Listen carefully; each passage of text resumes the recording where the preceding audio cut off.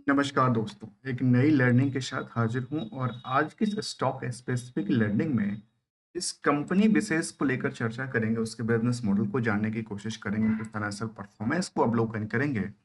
वो company basically pharmaceutical industry से जुड़ी हुई कंपनी है और कंपनी की यदि हम बात किया तो कंपनी कहती है कि ये जो कि बल्क ड्रग्स हो ये या फिर ये कहते हैं कि हार्ट ऑफ उसको लेकर के जो हार्ट डिजीज़ है उसके लेके जो ड्रग्स है उसपे जो मेडिसिन है फार्मास्यूटिकल इंडस्ट्रीज़ की जो फर्मा है उसमें कंपनी का कारोबार रहा है।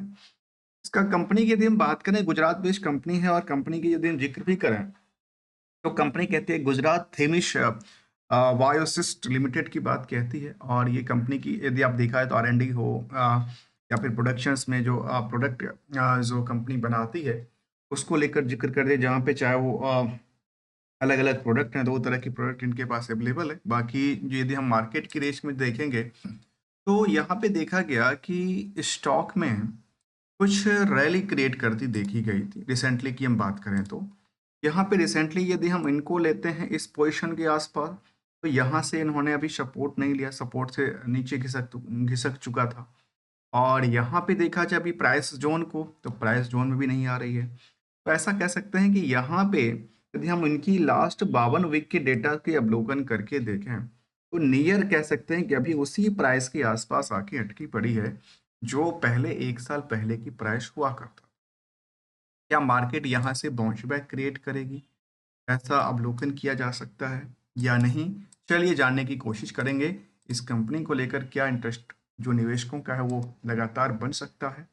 देखिए, आज के टाइम यदि हम बात करें कंपनी की स्टॉक प्राइस को तो आज भी ये थोड़ा-सा ओवर वेटेज है, थोड़ा-सा महँगा दिखता है। बट यदि आप इनको कुछ अलग पोर्शन से देखें जहाँ नेट इनकम परसेंटेज मार्जिन को लेकर जहाँ 34% तक की सेविंग होती है, रेगुलर इनकम के तौर पे देती रही है, जहाँ पे आरओई, आरओसी की आंकड़ा भी करीब 30% से लेकर 45% के बीच में है। प्रमोटर जो होल्ड है उसका कंट्रोल बेटर है लेकिन डिमेरिट की बात ये है इस कंपनी में जो करीब-करीब 3% की जो होल्डिंग है वो उन्होंने प्लेज करके रखा है। डेट टू इक्विटी बहुत ज़्यादा नहीं है जो कि मार्केट में सस्टेनेबल हो सकता है। 2800 करोड़ की मार्केट कैप वाली कंपनी है और इनका कारोबार जो था ज़्यादातर कहती है कि manufacturing and the sale of the finished active pharmaceuticals ingredient को लेकर के देखा जाए जिसमें कि क्या ऑफ फर्मेंटेशंस प्रोसेस हो या जो हार्ट से जुड़ी हुई जो मेडिसिन्स है उसको लेकर इनका रहा है। यदि हम इनकी रेगुलर इनकम के तौर पे देखा जाए अभी जो रिसेंटली मैं कई बार कहता हूँ कि ये जो प्राइसिंग है ना ये हमारे काम का नहीं है। क्यों नहीं है? क्योंकि इसका प्रति हम कोई आपको ट्रेडिंग की एडवाइज़री तो देते नहीं है, करते नहीं हैं लेकिन अब आता है तो हम क्या करें उसको एज़ ऑन टाइम फ्रेम वो डेटा निकल जाती है, उसके लिए तो हम कुछ कर नहीं सकते। बीएसई की पुराना 3 महीने पुराना डेटा पर जा नहीं सकते यदि हम बीएसई पे आज के टाइम में डेटा देखने की कोशिश करें तो। अब सवाल ये होता है जो कंपनी को लेकर के जो रेगुलर इनकम सोर्स है, वो देखिए यदि कंपनी की बात किया जाए तो लगातार देती रही है। एक तो कंपनी ने स्टॉक को स्प्लिट किया था, दूसरा 2024 में इंटरम डिविडेंड हो, फाइनल डिविडेंड हो और 24 में उन्होंने अगस्त के महीने में करीब बोनस भी इशू किया था। और बोनस के बाद देखा जाए तो इनकी आज की फाइनेंशियल परफॉर्मेंस के मुताबिक देखते हैं तो इनका जो वाई का ग्रोथ लेवल है उसमें स्थिरता बना के रखी है। इसके अलावा क्यू और क्यू पर स्थिरता परसेंटेज ऑफ 10% से ज़्यादा 12% के आसपास ग्रोथ लेवल दर्ज करती है। यदि हम कंपनी के ऑपरेटिंग प्रॉफिट को देखें तो वहाँ भी स्थिरता बना के रखी है। नेट प्रॉफिट को देखें तो वो भी नियर अबाउट द सेम रहा है, लेकिन इससे पहले भी उससे बेटर रिजल्ट क्रिएट कर चुका है, जहाँ टर्नओवर में क्वार्टरली बेसिस पे करीब 50 करोड़ करोड़ तक टर्नओवर क्रिएट कर चुका है। उस 50 करोड़ के टर्नओवर में करीब 18% तक की 18 करोड़ तक की प्रॉफिट बुक कर चुका है और परसेंटेज के लिहाज से देखा जाए तो करीब 34% के आस पे 12 महीने के डेटा को लेकर क्रिएट करता है। पीयर्स के कंपैरिजन में यदि देखा जाए चाहे डिविस लैब हो न्यूलैंड्स लेबोरेटरीज हो जुबिलेंट फार्मा हो इन सभी कंपनियों की आगे केवल और केवल फार्मा इंडस्ट्रीज की एक ही कंपनी ओवर वेटेज नहीं है, सारी काफ़ी कंपनियां ओवर वेटेज हैं। चाहे वो आप डिविस लैब को देखें चाहे न्यूलैंड्स को देखें तो यहाँ भी वैल्यूशन थोड़ा सा महंगा दिखता है आज के टाइम में। चाहे बुक वैल्यू के बारे में देखा जाए तो मार्केट में करीब 1200% से ज़्यादा रैली क्रिएट करता है। नेट इनकम पोर्शन के हिसाब से देखेंगे तो अभी तक सबसे बेटर यदि कोई कंपनी का रिजल्ट रहा है तो वो इसी का देखने को मिलता है इन सभी कंपनियों, भले दिग्गज हो, द डेविश हो या फिर न्यूलॉन्स हो या जुबिलेंट फार्मा हो, 34% तक की यहाँ पे शेविंग है। अब इसमें इशू ये है जो क्या रिस्क फैक्टर है कंपनी के लिए, तो कहता है रिस्क फैक्टर केवल 58 दिन के लिए रिस्क फैक्टर था। इसमें चिंता की बात नहीं कहती है। यदि निवेशकों का इंटरेस्ट जाना चाहो तो कंपनी में एफआई हो, डीआई हो, इनकी लगातार होल्डिंग बनी पड़ी है। आम निवेशकों के पास भी करीब देखा है 26% से ज़्यादा होल्डिंग है और 30,000 से ज़्यादा निवेशकों का इंटरेस्ट यहाँ पे जुड़ा हुआ है। रिसेंटली कंपनी ने ये जिक्र किया कि इनका जो लिस्टिंग है हुआ है वो अपने एनएससी पे भी लिस्टिंग करवाए हैं।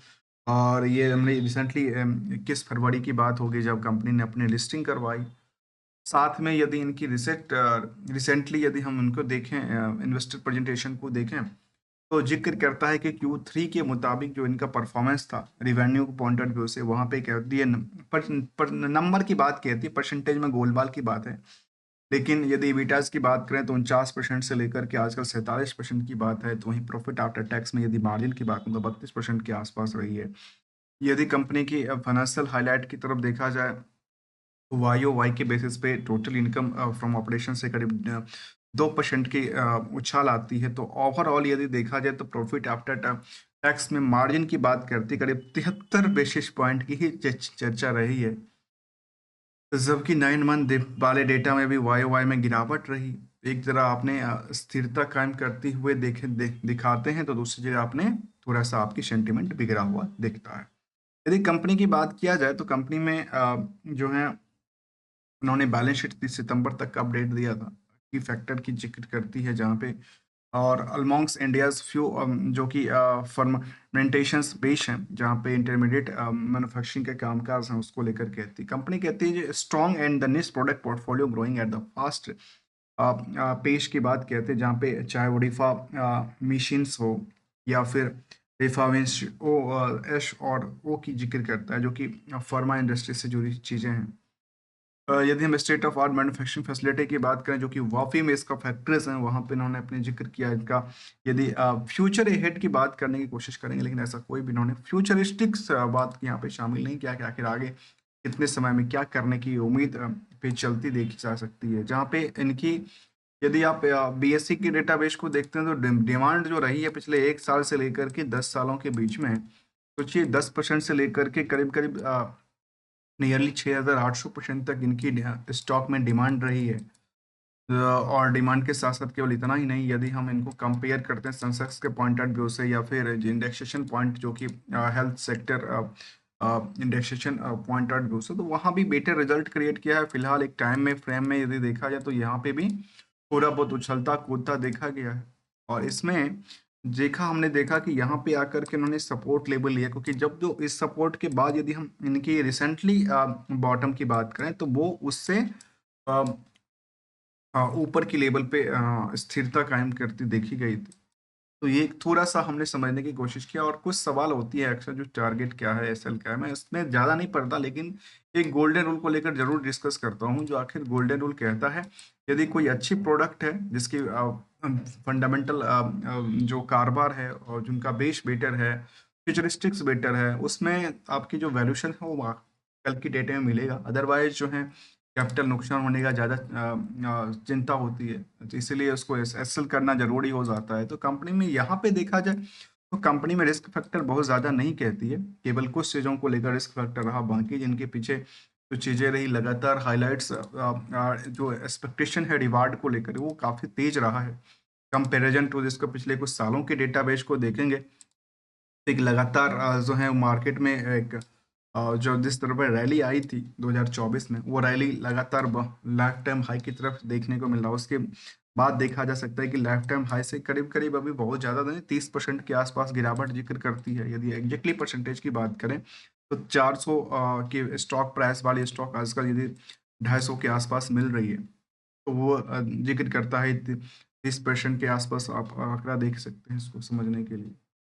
मिलेंगे कुछ नई पॉइंट के साथ, तब तक के लिए thanks for the joining us.